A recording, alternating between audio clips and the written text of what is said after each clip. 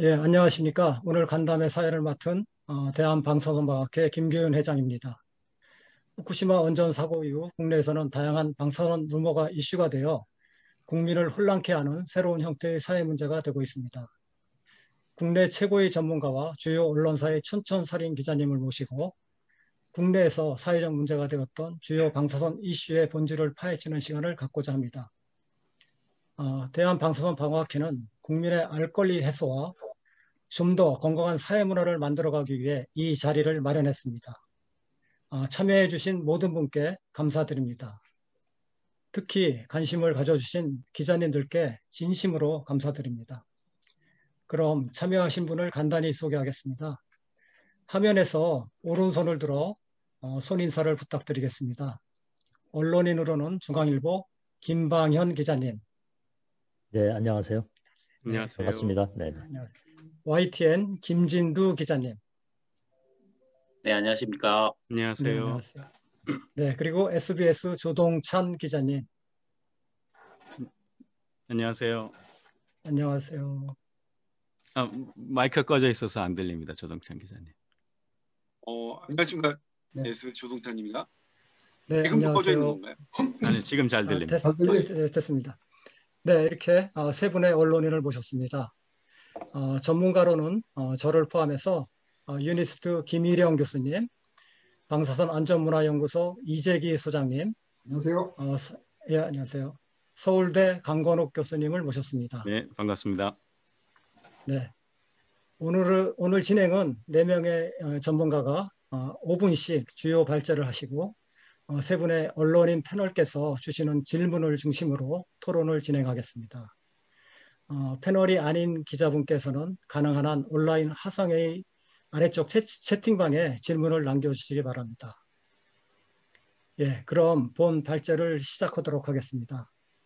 최근 큰 이슈가 되고 있는 국내 삼중수소 발생 현황에 대해 유니스트 원자력공학과 김일영 교수님께서 발제해 주시겠습니다. 김일영 교수님 부탁드립니다. 예, 안녕하세요. 울산과학기술원 김희령입니다. 오늘 이 삼중수소, 저희 방사성 핵종 중에 하나인데요. 이 삼중수소가 어떻게 분포하는지 또 어떠한 기준으로 관리되고 있나 이러한 부분들에 대해서 살펴보도록 하겠습니다. 이 삼중수소는 대기 중에 있는 질소나 또는 산소 이러한 것들이 우주에서 날아오는 이 방사선하고 반응을 해서 대기 중에서 자연적으로 생성되고 있습니다. 매년 한 200g 정도 이렇게 생성이 되고 있습니다. 실제 우리 물이라든지 또 우리가 마시고 있는 이 우유에서도 이 삼중수소는 검출되고 있습니다. 인공적으로 보게 되면은 한 수십 년 전에 이 대기권에서 핵무기 실험이 있었죠. 이 때문에 삼중수소가 또 상대적으로 많이 또 검출이 되게 됐습니다. 이 삼중수소는 대부분은 어떤 물 형태로 많이 이제 남아 있습니다. 물론 원자력 발전소에서도 삼중수소가 발생하고 있습니다. 고리와 같은 경수로 또는 이 월성과 같은 이 중수로에서 매년 이량 삼중수소가 발생하고 있습니다. 이러한 삼중수소는 어떠한 이제 기준을 가지고 관리가 되고 있는데요. 그게 이 액체 상태, 기체 상태에 대해서 이 액체 상태의 경우에는 우리나라의 경우에 1리터에 4만 베크렐이라고 하는 이러한 수치를 넘지 않도록 관리를 하고 있습니다. 또 음정수 기준에서 보게 된다면은 우리는 어떤 기준이 있는 건 아니지만 미국이나 어떤 세계보건기구 등 이러한 기관들에서 예컨대 세계보건기구에서는 1리터당 이 만이라고 하는 이러한 수치를 넘지 않도록 이렇게 관리를 하고 있습니다.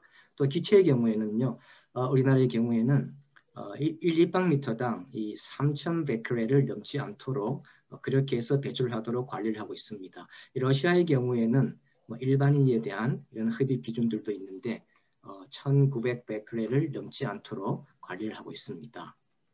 그러면 실제로 이러한 이 삼중수소가 얼마나 어디서 이렇게 분포하나 이러한 부분들을 좀 짚어보도록 하겠습니다.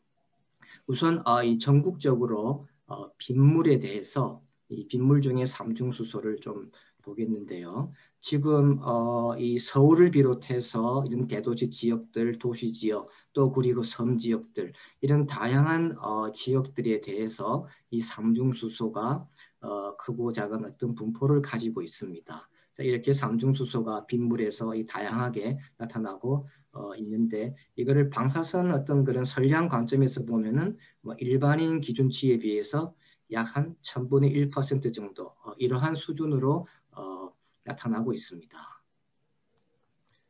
원자력 발전소 주변에서의 이 물에서 삼중수소가 역시 나오고 있습니다. 지하수라든지 또 바닷물, 빗물 이러한 물에서 삼중수소의 방사능이 지금 이와 같이 이제 일정한 어떤 농도값을 갖고 있는데요. 우리나라의 어떤 배출 관리 기준이나 또는 이 미국의 음용수 기준 이런 기준들과 비추어 볼 적에 최대 한 0.1% 정도의 수준으로서 나타나고 있는 것을 알 수가 있습니다.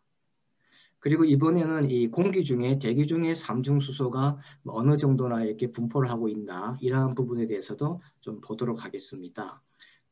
이 공기 중에 삼중수소 방사능 농도를 우선 원자력 발전소 지역과 또 그렇지 않은 어떤 다른 지역들을 함께 좀 나타내 보았는데요. 원자력 발전소의 주변이 상대적으로 조금 높게 나타나고 있는 가운데 이 삼중수소의 이 공기 중 농도가 이 배출 관리 기준에 비해서 한 수백 분의 1 정도로서 나타남을 알 수가 있고 역시 이 방사 선량 관점에서 보게 되면은 최대 한 100만 분의 5% 정도, 2천만 분의 1 수준이 되겠죠. 이러한 정도의 수준을 가지고 있다라는 것을 알 수가 있습니다.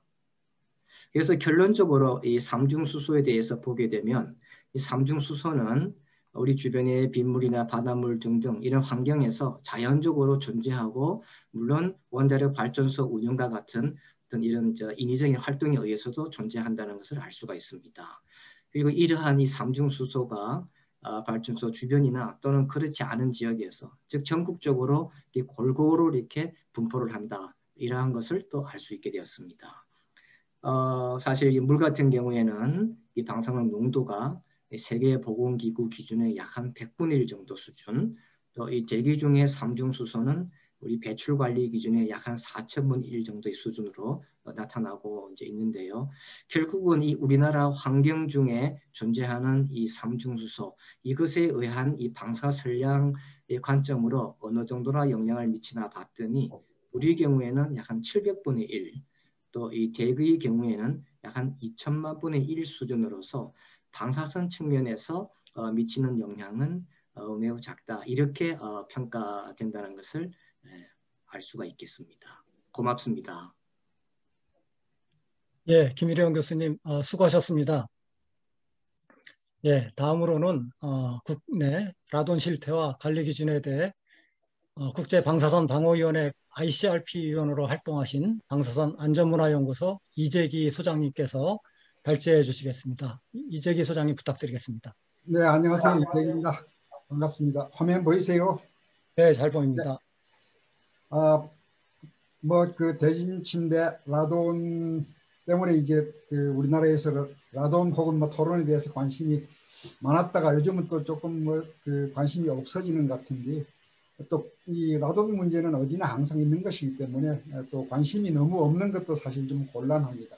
그래서 오늘 뭐 제가 말씀드리는 것은 우리나라 라돈 실태하고 그리고 이제 실제 관리 기준이 아직까지 이게 자연 방사선인 관계로 명확하게 설정이 되어 있지 않습니다. 그래서 어떤 그 개념을 가지고 관리를 하는 것이 그 적절한지 좀 말씀을 드리겠습니다. 뭐 이 표지 그래프는 이 세계 여러 나라의 그 이제 평균적인 연평균 그 실내 라돈 농도인데 중간쯤 보시면 우리나라 붉은 선으로 표현되어 있고 그 다음에 오른편에 보시면 녹색이 세계 거기 뭐 어쨌든 평균 값입니다. 그리고 그보다 오른편에 이제 미국이 대략 보시면 우리나라가 미국보다 한 1.78배 더 높은 편이죠. 결국 우리나라는 그 집안이 화강암이 많아서 라돈 수준이 높은 편입니다. 그래서 그 안 가나요? 죄송합니다. 그래서 왜 라돈이 중요하냐 하면 뭐 이건 UNEP가 발표한 그 자료지만 보시면 우리 인류가 받는 총 방사선의 42%를 라돈이 차지를 해요. 그래서 뭐 결국은 다른 소스, 다른 피부권에 비해서 압도적으로 높기 때문에 항상 라돈을 얘기를 합니다. 우리 이제 주거 공간에 들어오는 라돈은 경로는 되게 이제 그 뭐 다양하죠. 원천 집안이 가장 중요하고요. 그 다음에 우리가 사용하는 뭐 주택에 사용하는 용수, 물이라든가 건축 자재, 혹은 이제 천연가스, 혹은 이제 옥외 공기 중에 있는 라돈도 또 들어오겠죠. 그렇지만 이제 가장 중요한 그 원천은 집안, 그 지역의 집안에서 나오는 라돈 토양가스다 이렇게 보고 있습니다. 근데 이제 최근에는 워낙 이 건물들의 그 신축 건물들의 창호가 밀폐성이 높아가지고 실내 환기가 빡빡 닫아놓으면 실내 환기가 거진 안 되기 때문에 건축재가 방출하는 라돈도 상당한 수준으로 실내 라돈 농도를 올릴 수 있다는 것으로 나타나고 있습니다. 그래서 일반적으로 우리가 실내에서 라돈 그 예상하는 범위는 지역에 따라서 건축의 상태에 따라서 낮게는 수십 베크렐 퍼 큐빅미터, 입방미터당 그렇고 높은 때는 뭐 수천 심지어는 수만까지도 발견되고 있습니다. 그러면 이제 우리가 보통 뭐 라돈 농도는 100, 입방미터당 100크렐 이렇게 말씀을 하는데 그럼 그걸 그럼 설량으로 얘기하면 얼마냐 하는 건데 그게 이제 소위 라돈 농도를 방사 설량으로 환산하는 계수인데 그 계수는 이제 뭐 당연히 기준 노출 시간이 있어야 되고요. 한데 일반적으로 직장은 1년에 2000시간, 우리나라는 뭐 실제로 2000시간이 좀 넘죠. 그렇지만 이제 국제 평균 2000시간 기준으로 하고 가정은 7000시간 기준으로 해서 평가를 합니다. 그렇게 했을 때 일단 우리가 여기서 배제 농도라고 있는데 배제 농도라는 것은 우리가 방사선 방호에서 기본적인 원칙이 뭐냐 하면 그 환경에서 보편적인 백그라운드 방사선은 우리가 피폭 관리에 포함시키지 않는다는 거예요. 그러니까 우리나라에는 어디나 다 라돈이 있으니까 그럼 우리나라에서 평균적인 보편적인 라돈이 어느 정도인가 뭐 우리 측정 데이터를 가지고 평가를 해보면 아직까지 공식적으로 정해진 것은 아니지만 저 개인적인 판단은 한 80베크렐까지는 보편적인 우리나라의 백그라운드다 이렇게 보고 싶습니다. 그러면 이 배제 이걸 우리가 이제 배제 농도인데 그 이하는 아예 우리가 생각하지 않겠다는 얘기죠. 그래서 배제 농도를 넘는 베크렐마다 설량이 대개 가정에서는 1년에 4.7mSv 그리고 작업장 직장에서는 대개 1.34mSv 이렇게 이게 국제 방사선 방호위원회가 권고를 하고 있습니다. 그래서 그럼 이런 그 데이터를 가지고 지금 우리나라의 뭐 이건 뭐 시도별로 대략적인 분포지만 각 시도에 그 측정된 라돈 농도를 연간 설량으로 환산을 해보면 이렇게 생각보다 꽤 높습니다. 뭐 낮게는 1년에 뭐 부산이 제일 낮죠. 1.7, 1.8mSv 정도 되고 또 높게는 뭐 아마도 강원도 쪽이 4.3mSv 이렇게 높습니다. 그래서 전국적으로 1년에 한 2.7mSv 받죠. 이게 편차도 꽤 크고요. 그리고 보면 이제 최고치는 보시면 1년에 자기 집에서 63mSv를 받는다는 얘기입니다.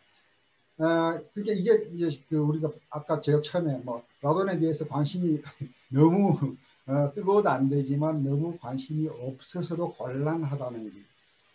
그래서 다만 여기서 뭐 시도별로 어떤 시가 좀 도가 좀 높고 어떤 도는 낮고 하는 것은 이것은 그냥 그 전체적인 경향일 뿐이고 중요한 것은 각 개별 주택의 농도예요. 그러니까 개별 주택 농도를 측정해 봐야 알죠. 그렇게 라돈 관리의 출발점은 측정을 해봐야 돼요. 내 집에 라돈 농도가 얼마나 되는가 측정해보고 소위 우리가 얘기하는 참조 중위보다 높으면 심각하게 높으면 그러면 뭐 감축 대책을 강구를 해야 되겠고요.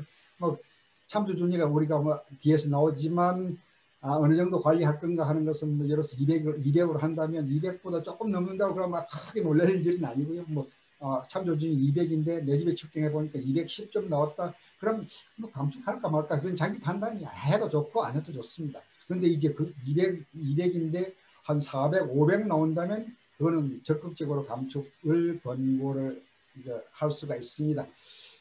그리고 이제 아까 이 건축 자재도 우리가 관리 필요하다 그랬는데 이게 옛날에는 그 고층 아파트에서는 그 라돈이 별 문제가 안 된다 그랬어요. 그런데 아까 말씀드렸듯이 워낙 이게 요즘 창호가 져가지고 환기가 안 돼서 실제 건축 자재가 내는 라돈도 실내 라돈 농도를 꽤 높여요. 이건 사실 이 지금 내가 앉아 있는 우리 집의 농도를 측정한 겁니다.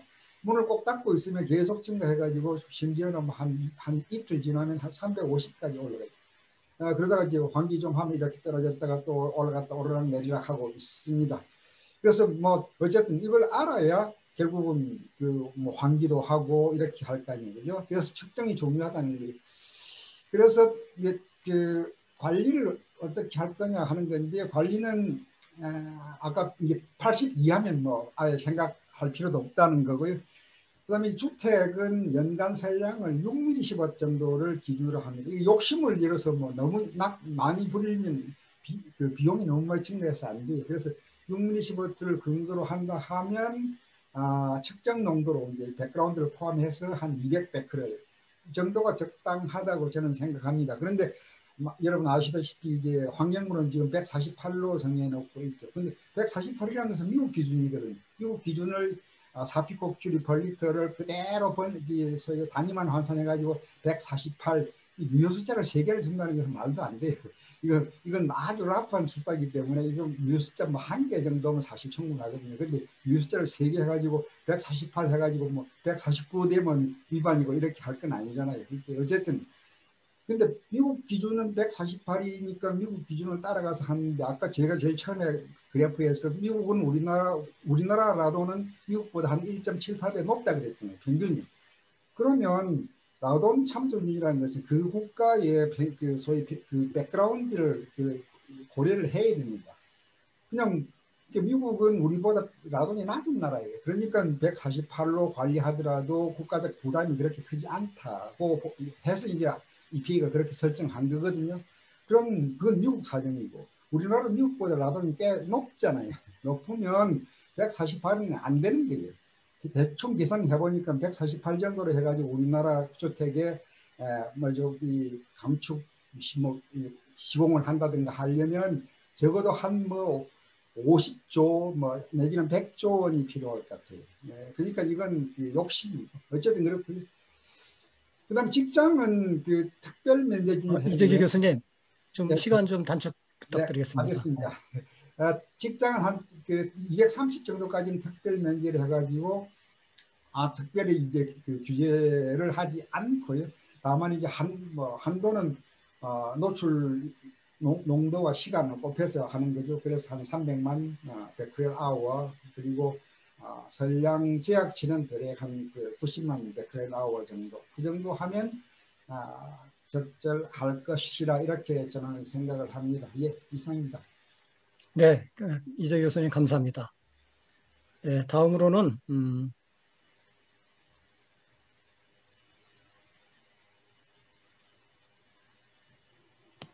제가 요오드와 갑성산암의 그 사실관계에 대해서 발제를 하도록 하겠습니다. 네, 그 발제에 앞서서 슬라이드 하나를 좀 소개해 드릴까 합니다. 이거는 미국 Environmental Protection Agency 홈페이지에 나타나 있는 건데요. 그 웹사이트에 나란히 두 개의 문건이 기술되어 있습니다. 하나는 2007년도 판이고 하나는 2017년도 판입니다. 근데 최근 한 정치인께서 2007년도에 애매하게 기술되어 있는 내용을 이용해서 약간의 악용을 했습니다. 그래서 저설량 방사선도 무조건 위험하다라고 대중들에게 말씀하신 것을 알고 있는데요. 그런데 바로 그 해당 페이지의 2017년도 판에는 이런 Q&A가 있습니다. 어느 정도의 방사선 피폭이 안전한가? 어느 정도 낮은 위험으로 간주되나 그랬는데 여기 지금 사진에 그 패널들 사진에 가렸는데요. 50 내지 100ml 스포트의 방사선은 해로운 영향을 미치지 않는다.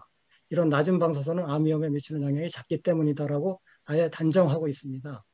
그러니까 지금 그러니까 2007년도판과 2017년도판이 같은 화면에 있는데 유독 2007년 애매하게 개설되어 있는 2007년판을 이용해서 저설량 방사선이 무조건 위험하다라고 말씀하시는 것은 적절치 않다라는 걸 갖다가 일단 소개를 해드리고요.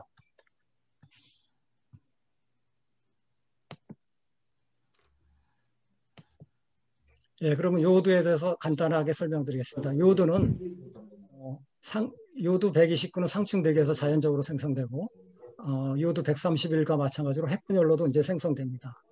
그런데 우리가 보통 갑성선 암에 그러니까 연결시켜서 이제 생각할 수 있는 게 요오드 131입니다. 주로 갑성선에 영향을 주는 게 이제 131인데 그래서 특별히 갑성선에 영향을 주는 것 같다 우리가 갑성선 선량이라고도 합니다. 요오드는 식이보충제나 영상 촬영, 갑성선 질환 치료에도 이용되고요.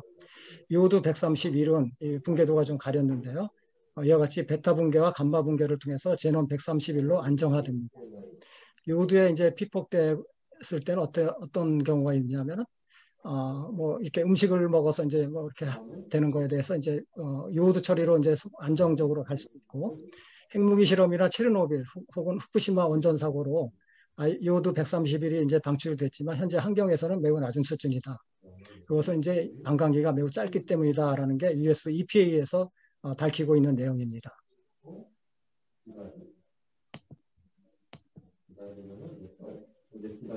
요오드는 어떻게 인체로 유입되냐 하면 수용성인 요오드는 대기로부터 살아있는 유기체로 쉽게 이동이 가능하기 때문에 해양생물 혹은 풀이나 젖소를 거쳐서 우유 혹은 잎이 많은 채소를 사람이 섭취해서 요오드가 갑성선에 이제 집중되게 되는데 일정량 이상이 쌓이면 나머지는 다 배출됩니다. 일부 단체에서 이런 그 거동을 갖다 제대로 연구가 안 돼 있다고 하는데 수십 년 전부터 이렇게 바이오키네틱 수학적 모델을 이용해서 다 분석을 하고 있습니다. 인체에 미치는 영향은 이제 나중에 강건욱 교수님께서 이제 말씀하시기 때문에 다음으로 넘어가면요. 요거는 이제 킨스 원자력 안전 기술원에서 2019년도에 발표한 그 보고서 내용을 갖다 발췌했는데 많은 그 모니터링 데이터가 있지만 일부만 따왔습니다.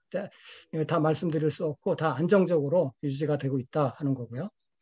지금 그 방사성 유출물에 의한 주민 피폭 선량을 갖다 이제 그 보고서에서 따왔는데요. 이와 같이 갑성선 선량은 연간 0.75mS를 기준치로 삼고 있습니다. 그런데 여기 지금 패널들 사진으로 가려서 그런데 대개 이 숫자를 갖다 이제 나눠보면은 월성에서 대략 한 기준치의 5% 정도고요. 나머지는 그 5% 미만으로 유지가 되고 있습니다. 그리고 이거는 이제 부산시에서 자체적으로 그 모니터링한 건데요. 대기 혹은 강수, 하천수, 연안 해수, 지하수 이런 방사능 분석 결과인데 요오드 131을 비롯해서 다른 원소들도 다 불검출된 상태이고요. 그 다음에 이거는 상수인데 부산 상수도 사업본부에서 이제 모니터링한 것인데 요오드 131을 포함해서 다른 원소들도 다 적합 판정을 하고 있습니다. 이 부분은 이제 기장 국민 건강증진 사업 결과인데요. 이거 뭐 많이 흔히들 다 아시겠지만 그때 이제 동남권 원자력원에서 3천여 명에 대해서 전수 검사를 했는데 41명이 진단을 받았습니다. 그래서 유병률이 1.3%였고 비슷한 시기에 갑성선 학회지에 실린 논문에 의하면 우리나라 성인의 갑성선암 유병률이 2.5%로 밝히고 있습니다. 그러니까 이 집중적으로 그 검사를 했지만 유병률은 거의 이거에 우리나라 평균의 2분의 1밖에 안 나왔다 하는 말씀드리고요. 그리고 이제 국내 역학도 있고 캐나다나 미국의 역학 사례가 있는데 그걸 방대한 걸 갖다 다 저희가 조사 분석했는데 역학적으로도 뭐 큰 관련성이 없다라는 그 결과를 얻었었고요. 그리고 지금까지 이제 간단하게 이제 말씀드린 내용인데 요약을 해서 다시 말씀드리면 암의 원인은 뭐 방사선뿐만 아니라 여러 가지 그 요인들이 있는데 방사선만이라고 단정할 수는 없는 겁니다. 그럼에도 불구하고 원전 주변 지역에서의 공간 방사선량이나 주민의 갑성선암 발생률이 타 지역보다 높지가 않았습니다. 그리고 일반적으로 알려져 있지만 갑성선암의 발생률은 검진율과 상관관계가 있다는 것이죠. 그래서 저희가 결론을 내릴 수 있는 것은 정상적으로 운영 중인 원전 주변의 낮은 방사선량이 갑성선암을 유발한다고 볼 수 없다 하는 것이고요. 이거는 이제 우리가 2015년 6월에 이와 같이 많은 전문가들이 모여서 발표를 했던 적이 있습니다. 예, 제 발표를 여기서 마치고요. 그러면 다음에는 방사선과 인체 영향에 대해서는 서울대학교 의과대학 해외학교실 강건욱 교수님께서 발제해 주시겠습니다. 예, 부탁드립니다. 예, 안녕하세요. 네, 강건욱입니다. 네, 말씀드리겠습니다. 제가 이제 방사선과 인체 영향에 대해서 이제 말씀드리고자 합니다. 이 IARC 국제암연구소는 이제 그룹 1이라 그래서 1군 발암 물질을 분류하고 있는데, 이거는 이제 역학적으로나 그동안 이제 여러 가지에서 인간관계가 확실한 그 인체 발암 물질이라는 걸 이제 발표를 합니다. 근데 이제 이게 이슈가 됐던 게 2015년에 이제 고기가 이제 들어왔죠. 그래서 이제 생선이 아니라 이런 이제 육류, 붉은색 육류 같은 것도 이제 식장을 걸린다는 게 사실이 밝혀졌고, 보시게 되면 이제 고기가 연간 뭐 한 34,000명 이렇게 사망하는 게, 술과 관련된 담배는 뭐 물론 100만 명이 이제 사망하는 걸로 돼 있고요. 이런 거에 비하면 사실은 이제 X선이나 이런 감마선 같은 경우는 원인이 분명하긴 하지만 사실은 거의 대부분 그 사망자는 거의 나타나지 않습니다. 그 이유는 워낙 이제 선량 관계가 명확해서, 선량이 아주 고선량, 이 고선량이라는 건 어느 정도냐면 이제 방사선 치료를 받을 정도의 고선량에서만 어느 정도 증가하는 통계적 유의성이 이제 나타나고 있습니다.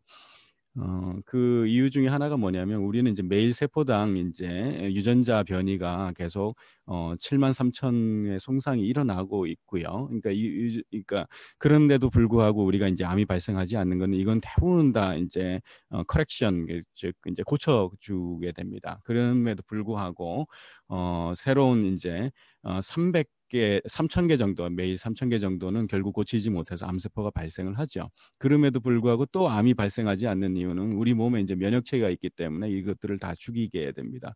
그래서 80년을 사면서 결국은 0.3개가 이제 암이 된다. 이게 무슨 뜻이냐면, 전 인구의 30%가 결국은 이제 평생 살면 이제 암이 된다는 것이죠.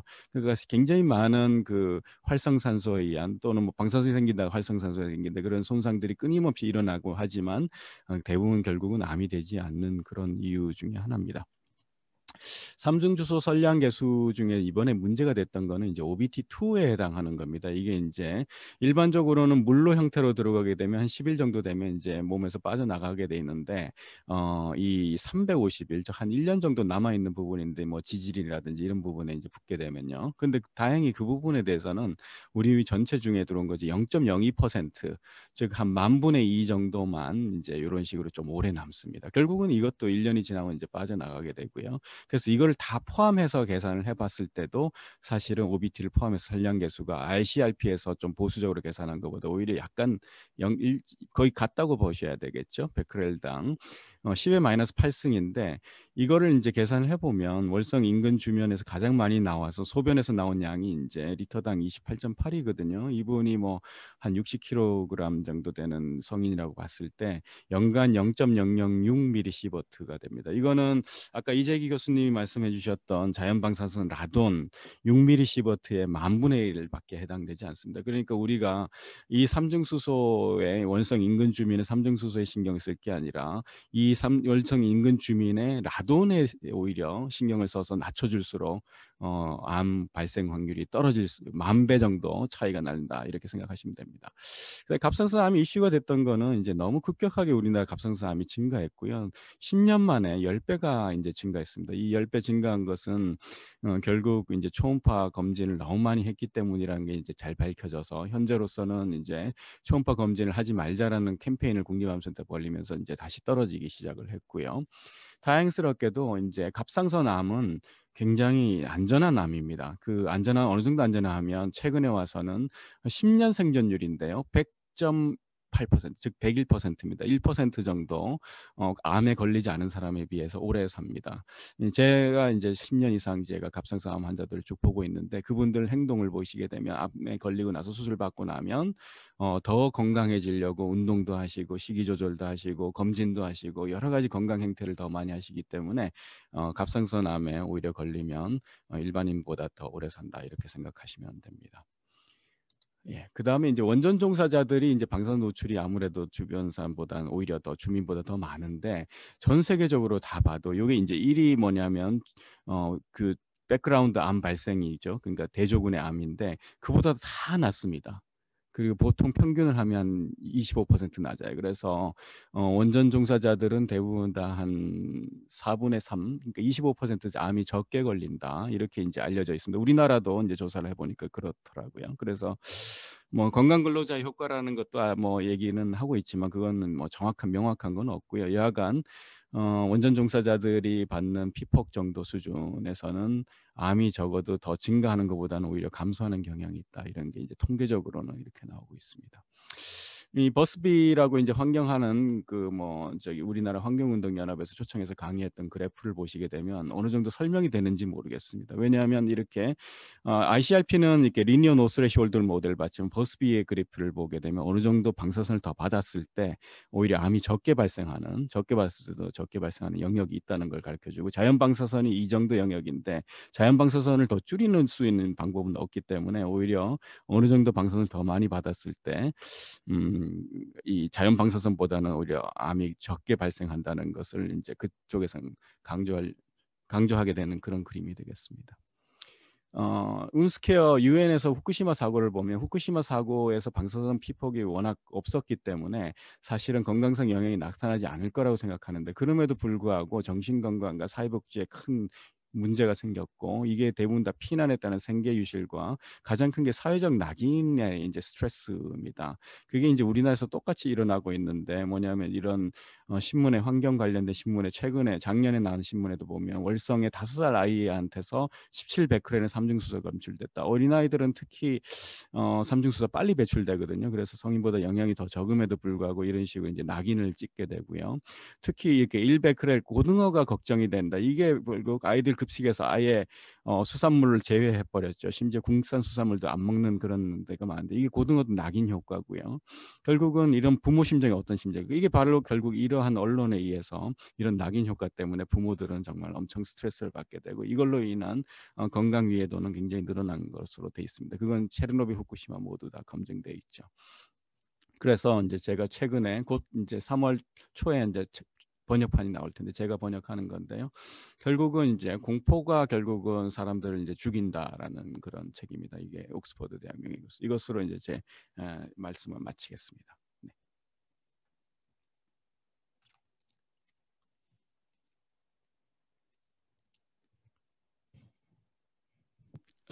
예, 강건욱 교수님 고맙습니다. 예, 주요 방사선 이슈의 핵심 내용에 대해서 네 분의 전문가께서 발제해 주셨는데요. 지금부터는 질의응답 및 토론 시간을 갖겠습니다. 발언은 성함의 가나다 순으로 진행하겠습니다. 먼저 중앙일보 김방영 기자님께 발언권을 드리겠습니다. 예, 부탁드립니다. 예, 중앙일보 김방현입니다. 다른 게 아니고 이 방사능 이슈가 최근에 이제 나온 게 아니고 오래전부터 나온 걸로 알고 있는데 라돈이라든지 뭐 요오두 이런 문제를 포함해서 최근에 뭐 삼중수소 얘기도 나왔지만 그러면서 이제 갑자기 부각됐는데 그 전부터 오래됐는데 전문가분들이 좀 그때부터라도 더 일찍 이런 이슈를 좀 제기를 해서 국민들이 잘못하고 있는 부분을 좀 걱정이라든지 이런 걸 해소해 줄 수 있었으면 더 좋지 않았을까 하는 그런 좀 아쉬운 생각이 들고요. 네. 제가 또 하나 궁금한 거는 몇 년 전에 라돈 침대가 파동이 있었는데 그 침대는 아마 지금 다 폐기 처분된 것 같아요.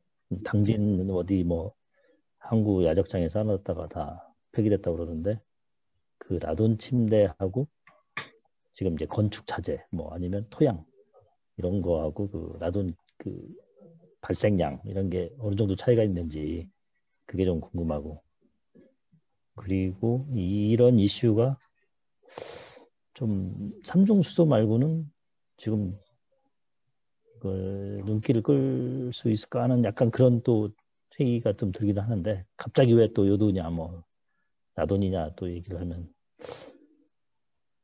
조금 그래서 그 부분이 좀 걱정스럽긴 하네요. 예, 이상입니다. 예, 예, 그 말씀 감사합니다. 지금 기자님께서 이제 말씀해 주셨는데요. 저희 학회에서 2015 제가 이제 그 발표하면서 마지막으로 보고서 참여자 그 전문가들이 참여한 그 보고서를 말씀드렸었는데 2015년도에 그 갑상선암 관련된 그런 이슈가 좀 있었어요. 그래서 그 재판도 있었고요. 그래서 그거 저희가 그때도 이제 좀 발표를 했었고요. 또 이제 그 다음에는 삼중수소 이슈가 또 있었어요. 그래서 또 이제 삼중수소도 또 그런 식으로 보고서를 작성을 해봤어요. 그리고 작년에는 라돈 관련된 라돈 바로 알기 그 책자를 이제 자탄해문을 발간했고요. 제가 그래서 그 첫 번째 말씀하셨던 부분은 그렇게 좀 말씀드리고 뒤에 말씀하신 부분은 이재기 교수님께서 좀 답변해 주시겠습니까? 예. 뭐 기자님 아시다시피 그 침대 라도는 사실 토론이죠. 토론인데 농도로만 얘기하면 그 토론 발생원에서 조금만 떨어지면 농도가 많이 줄어들거든요. 근데 어쨌든 잠잘 때 위치인데 근접한 위치에서 측정된 그 토론 농도하고 우리가 지금 아까 말씀드린 그냥 주택에서 일반 그 라돈 농도하고 보면 뭐 거진 숫자상으로는 비슷해요. 이제 낮은 데서는 뭐 수백 베크렐에서부터 높은 마들에서는 한 수천, 2천 베크렐까지 측정된 게 있었죠. 그래서 뭐 숫자상으로 비슷한데 다만 이게 라돈하고 프론하고 소위 아까 얘기한 선량 계수는 그 라돈이 좀 더 높습니다. 4배 정도 높기 때문에 선량은 전체적인 선량은 똑같은 기간 동안 노출됐다면 선량은 이제 침대 쪽이 좀 더 낫겠죠. 더 중요한 것은 침대는 어쨌든 그 사건을 계기로 해서 이제 다 이제 폐기하고 이제 끝났죠. 상황이 끝났는데 주택 라돈은 앞으로도 계속 될 거잖아요. 그래서 이제 이 주택 라돈에 관심을 가져야 된다는 얘기입니다. 예. 네, 말씀 감사합니다. 예, 혹시 김방혁 기자님 뭐 대답이 됐는지 모르겠습니다. 네. 예, 잘 예, 알겠습니다. 감사합니다. 예. 네, 예, 그러면 다음은 YTN 김진두 기자님께 발언권을 드리겠습니다. 네, 부탁드리겠습니다. 네, 안녕하십니까. YTN의 김진두 부장입니다. 오늘 제가 급하게 이 방사방어학회 세미나에 참석을 요청받고 하려고 했던 게요. 좀 드리고 싶은 말씀이 좀 있었습니다. 예. 이 탈핵단체와 언론이 이 아까 말씀하셨던 강 교수님 말씀하신 낙인 효과라는 게 굉장히 중요한 부분이거든요. 이 방사선 문제에 대해서는. 근데 낙인 효과를 잘 찍습니다. 훨씬. 그리고 그 탈핵단체가 찍는 낙인을 잘 받아먹는 곳이 언론입니다.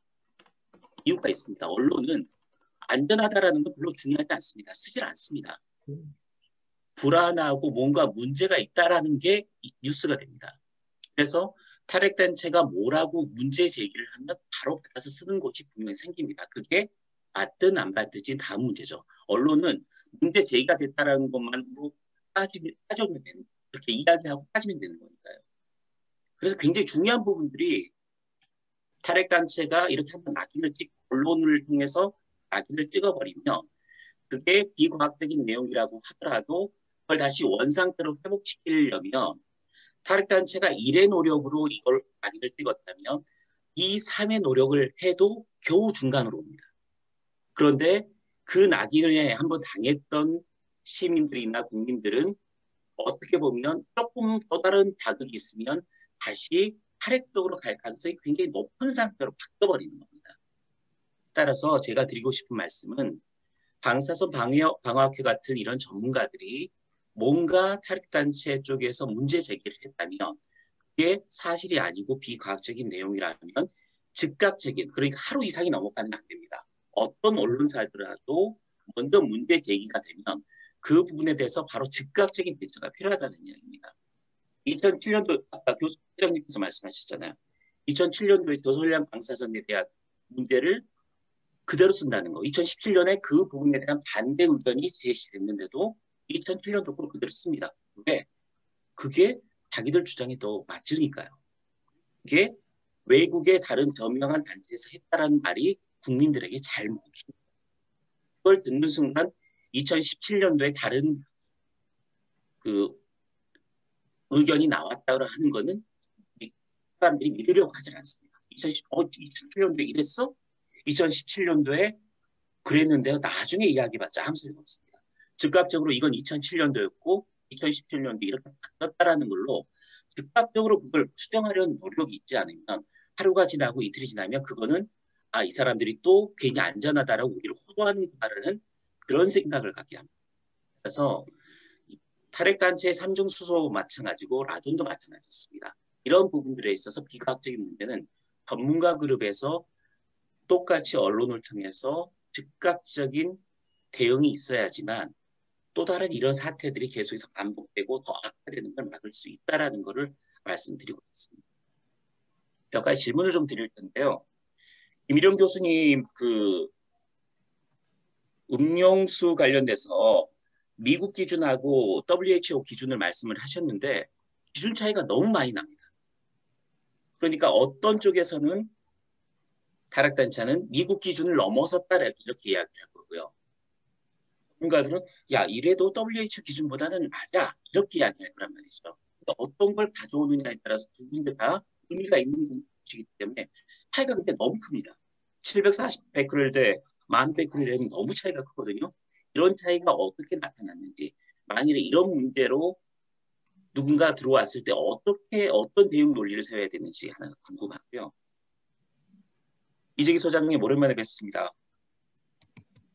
라돈 관련돼서요. 그 라돈 사태가 어쨌든 모나자이트에 이어서 라돈까지 왔잖아요. 근데 그 침대에 관련돼서 피해자들이 굉장히 많았단 말이에요. 근데 그 피해자들이 굉장히 자기들 건강에 대해서 문제 제기를 많이 했었는데 그 사람들이 그에 대한 후속적인 그런 연구나 관리가 되고 있는지 그 부분들이 좀 궁금합니다. 이상입니다. 예, 김일영 교수님부터 답변 예. 부탁드리겠습니다.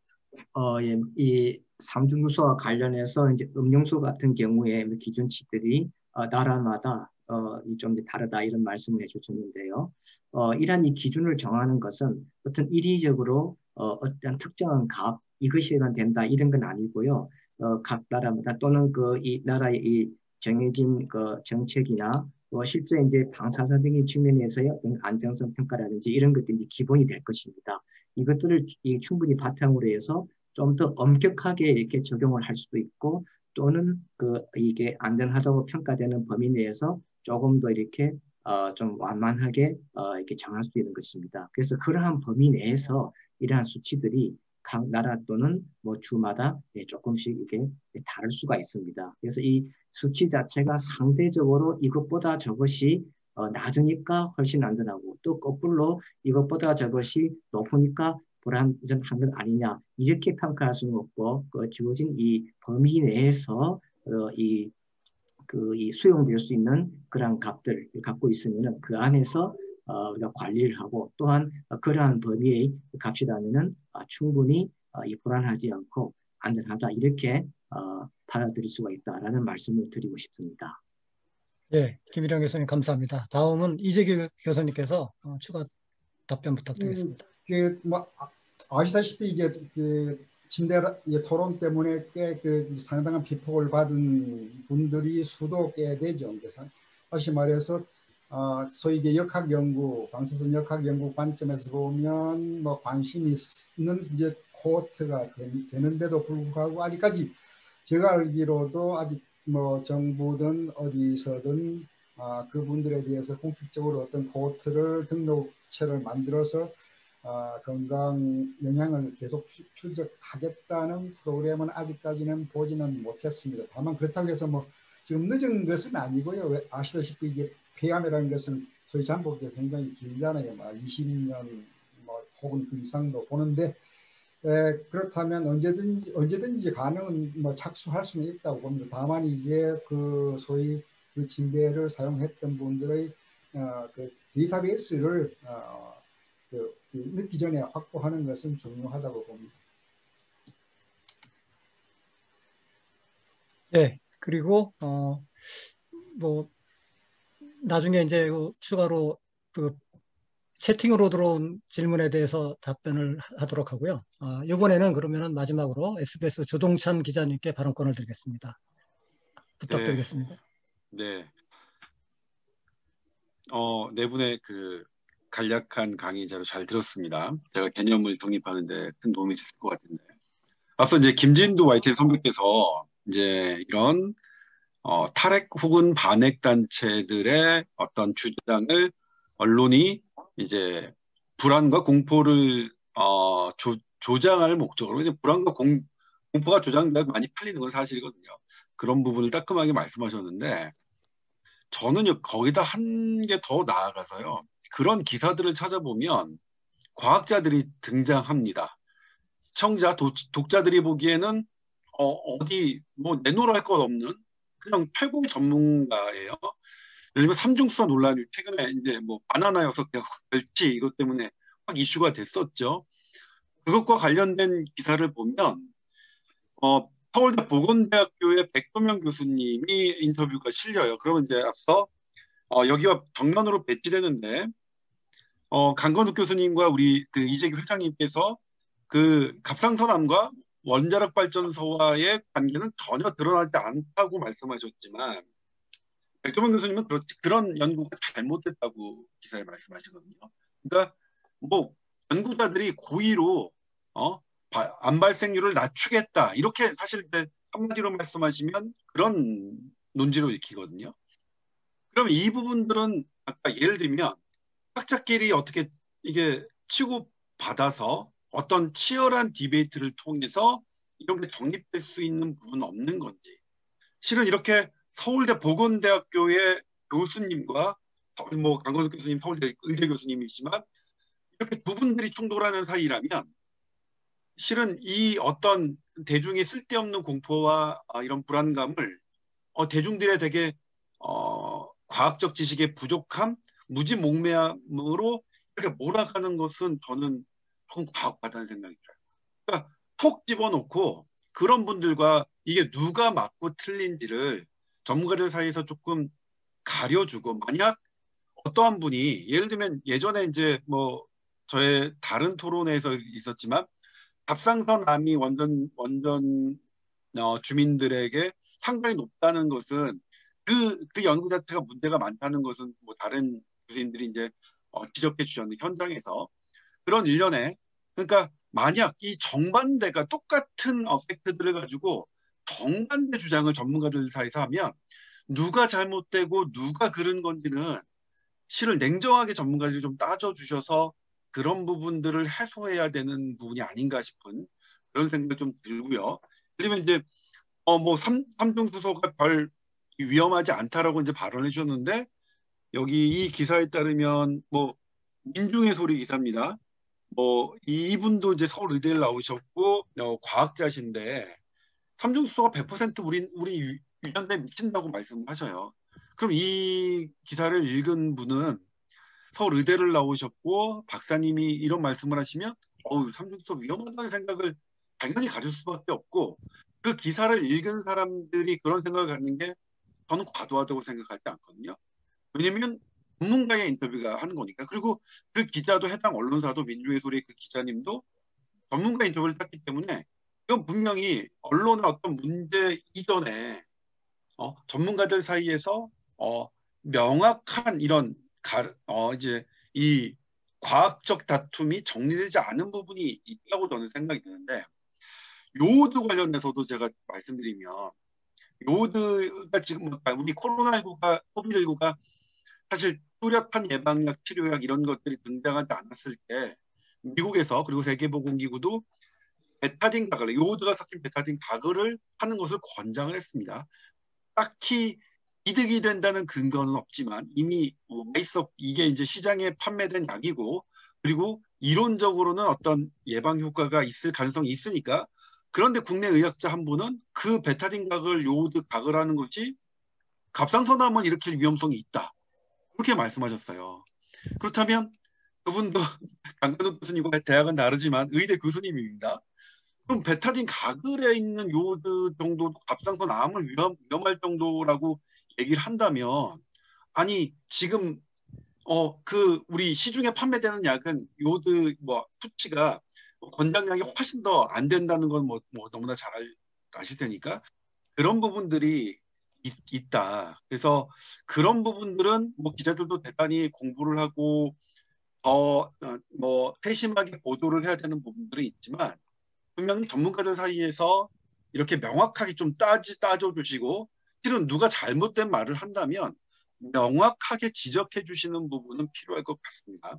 그 다음에 제가 이제 개인적으로 이런 라돈, 네, 일단 어떤 지역적 성향성은 있는데 이게 사실 개별 가옥마다 좀 다르다고 말씀을 하셨잖아요.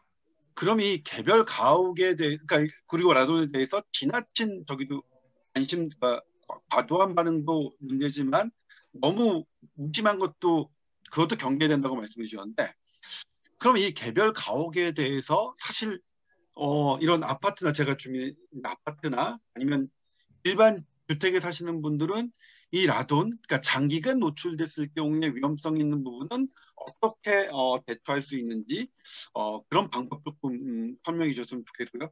그리고 마지막으로 사실 이제 후쿠시마 고등어는 사실 당시에 우리 이제 뭐 강건우 교수님 가셔서 실제로 현지 조사까지 하신 걸로 알고 있지만 이 부분은 많은 국민들이 일본산 고등어는 먹으면 안 된다고 많이들 알고 계시거든요. 예를 들면 저희 부모님조차도 그런데 이런 것들이 정말로 과도한 것이라면 그것에 딱 부러지는 어떠한 무언가 전문가들 단체의 어떤 선언이나 어떤 성명이나 이런 부분들까지 필요한 거 아니에요. 이거는 실은 너무나 제가 제 가족을 제 어머님을 설득하기에도 좀 역부족이었던 부분이라서 그런 움직임이 필요하지 않나 이런 생각이 드는데 그런 부분에 대해서 어떻게 생각하시는지 마지막으로 질문. 네, 예, 말씀 감사합니다. 저희들한테는 뭐 이렇게 굉장히 충고가 될 수 있는 그런 말씀을 해주셔서 감사드리고요. 처음에 그 백도명 교수님하고의 그 거는 혹시 강건욱 교수님께서 잠깐 답변을 해주시겠습니까? 네. 실제로 이제 백동윤 교수님하고는 전에 이제 한 2년 됐나요? 과학기자협회에서 한번 같이 해서 앞뒤로 백투백으로 한번 한 적이 있습니다.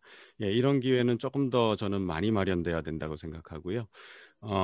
이 이유가 뭐냐면요. 저 같은 경우는 제가 평생 핵의학을 하면서 갑상선 요드를 직접 환자한테 투여하고 고설량을 그 환자들을 10년 이상 추적 검사를 하고 그러니까 갑상선의 전문가이자 방사선의 전문가이자 그런 거임에도 불구하고 언론에 나올 때는 백동윤 교수님은 사실은 산업의학자시거든요. 그러니까 환자를 직접 보시거나 갑상선암을 직접 취급하시거나 방사선을 취급하시거나 그러지 전혀 않는데도 이제 그러니까 결국은 이제 저는 뇌피셜이라고 생각합니다. 왜냐하면 사실 데이터는 이미 다 있어요. 데이터를 근데 그걸 어떻게 가져다가 어떻게 해석하느냐에 따라서 전혀 다르게 생각할 수 있는데 그거를 이제 둘 다 전문가라고 얘기하고 백투팩으로 항상 신문에도 그렇게 나오니까 일반인들은 복잡하게 설명하면 굉장히 어렵고 쉽게 설명하면 쉽기 때문에 그렇게 어느 쪽도 그런 맞는지 모르겠다. 항상 제 국회에서도 나오면 전문가들끼리 그렇게 다른 얘기를 하시면 저희는 어떡합니까? 이렇게 다 오디언스들이 다 항상 그렇게 얘기하세요. 그래서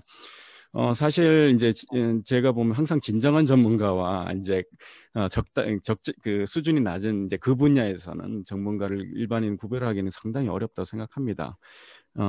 그렇지만 저는 이제 오히려 이 부분에서는 예방의학자나 역학자나 약간 객관적으로 이걸 보실 수 있는 전문가 그룹이 있어요.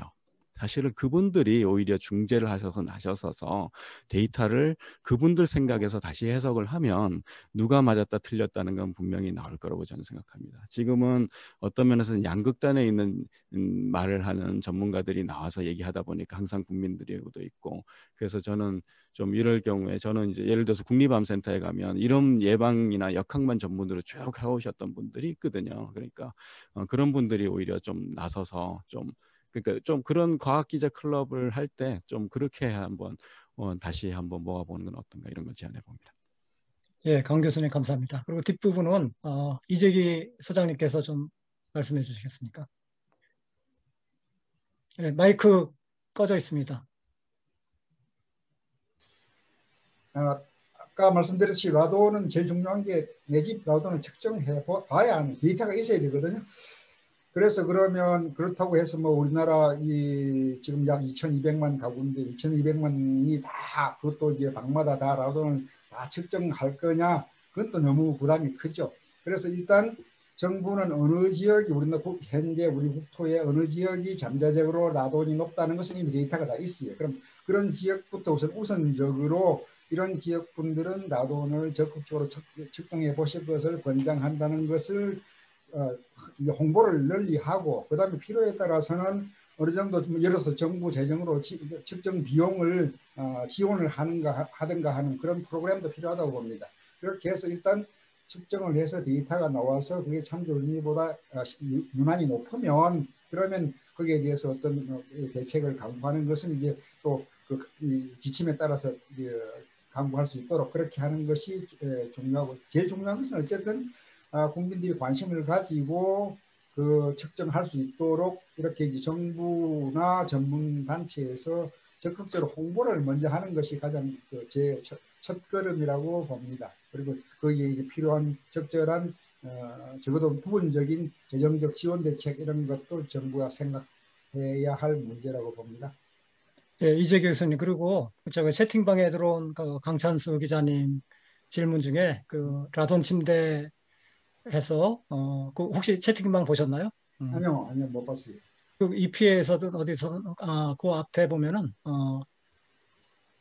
라돈 침대가 널리 보급되기 전에 전문가들이 적극적으로 개입하지 않은 것은 문제가 있었다고 봅니다. 그리고 미국 EPA에서든 어디서든 안전을 위해서 방사선 노출을 줄일 필요가 있다고 하지 않았나요? 사회적인 문제가 된 다음에 전문가들이 문제가 없다고 하면 설득력이 떨어질 수밖에 없을 것입니다. 이거 간단하게 좀 답변 좀 해주시죠. 네. 그 침대의 토론 방출 문제는 사실 저희들도 완전히 전혀 예측하지 못했던 것을 결국 당한 것입니다. 왜냐하면 토론은 원래 반감기가 56초밖에 안 돼가지고 땅속에 토론원이 있더라도 우리 주택까지 침투해 들어오는 것은 거진 없다 이렇게 봐왔거든요. 그렇게 이제 토론은 사실은 거진 무시하고 지냈어요. 그러다가 이제 이 소위 음이온이라는 제품 때문에 그 모나자이트를 제품을 만들어서 그걸 안방에 갖다 놓으니까 이제 문제가 생긴 거니까 결국 우리나라뿐만이 아니고 국제적으로 보더라도 이 방사선 방호에서는 이제 허가적인 거다 이렇게 그냥 말씀을 드릴 수밖에 없습니다. 예, 감사합니다. 그리고 김일영 교수님, 그 채팅방에 강찬수 기자님이 김일영 교수님께 질문 들어온 거 읽어보셨나요? 마이크 켜시고요. 예. 채팅방에 네, 김일영 교수님께 여쭙겠습니다. 대기 중에 삼중수소 농도가 입방미터당 네, 보이시나요? 예, 봤습니다. 네, 그거 좀 간단하게 예. 답변을 부탁드리겠습니다. 예. 이 공기 중에 있는 이 삼중수소가 이게 이제 물 속으로 빗물 같은 데로 녹아들었을 적에 이게 실제로 이게 농축이 돼가지고 뭐 수만 수십만 이렇게 많이 상승을 할 수 있겠느냐 이런 질문이네요.